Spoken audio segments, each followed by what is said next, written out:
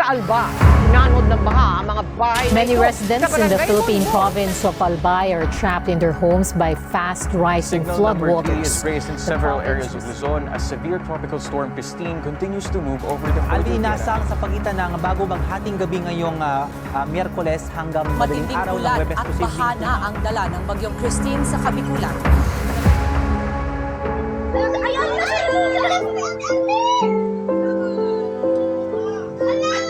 Ay, naguyot na. Ay, nadarangan. Daranginan tayo.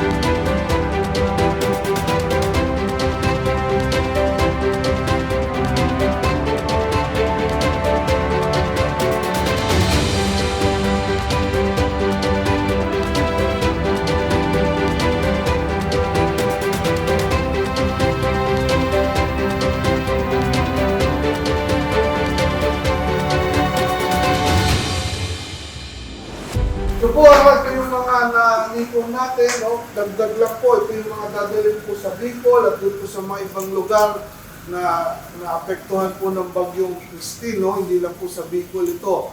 Sa Batangas, kasalukuyan kung alam po ngayon, baha pa rin sa Pangasinan. So, ito po yung mga akin pong iniipon ngayon. No? Doon po sa mga kababayan natin na nais pong tumulong pa, nais pong magpadala ng inyong mga kung ano po yung pwede po natin dalhin po sa ating mga kababayan na naapektuhan po ng bagyo. Dali lang po dito sa ating pong headquarters or i-text po kami, no? I-message lang po kami sa aming messenger, ipapapick up po natin yan. No?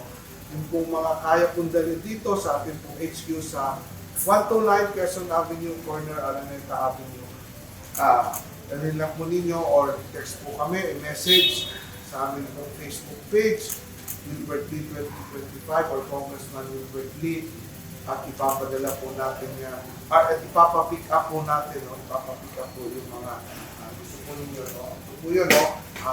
May track na po tayo umalis. So ito po yung iba, iniipon po natin. No? Dito naman po, ito po yung mga ice chest na lalagyan po ng mga, ito sa likod, no?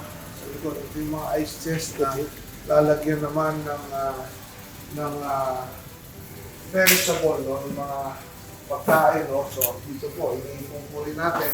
So, again, yung mga meron pong gustong ibigay, dalhin lang po dito or message kami, papapick up po namin ito. No? So, yun lang po, maraming salamat. No? Ito po yun.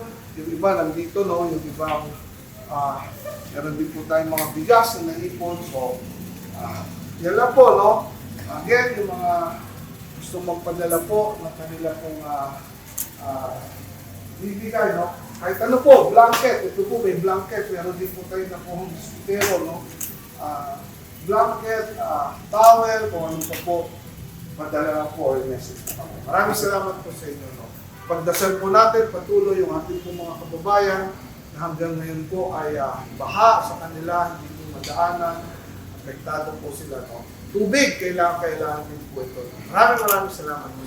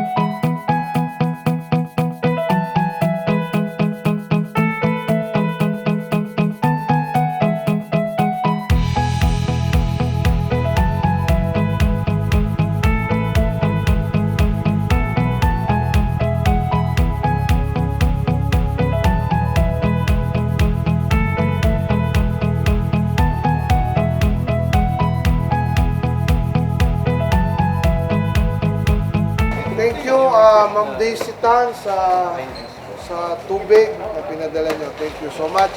Malaking bagay ito. Nung padadala namin ito sa, kung hindi sa Batangas, sa Bicol. Kasi yun ang mga kailangan ng tubig. Thank you so much. Maraming salamat, Daisy. Ma'am Daisy Tan. Maraming salamat.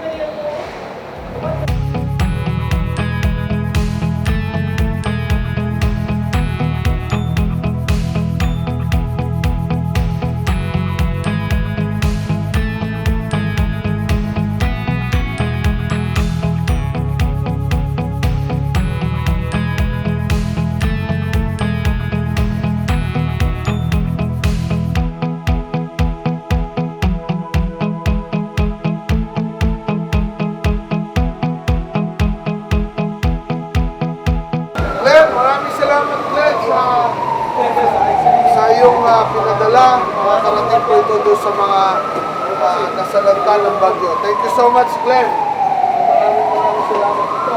Hey, Glenn, Glenn, thank you so much itong pinadala kong donation. Maraming salamat, Glenn.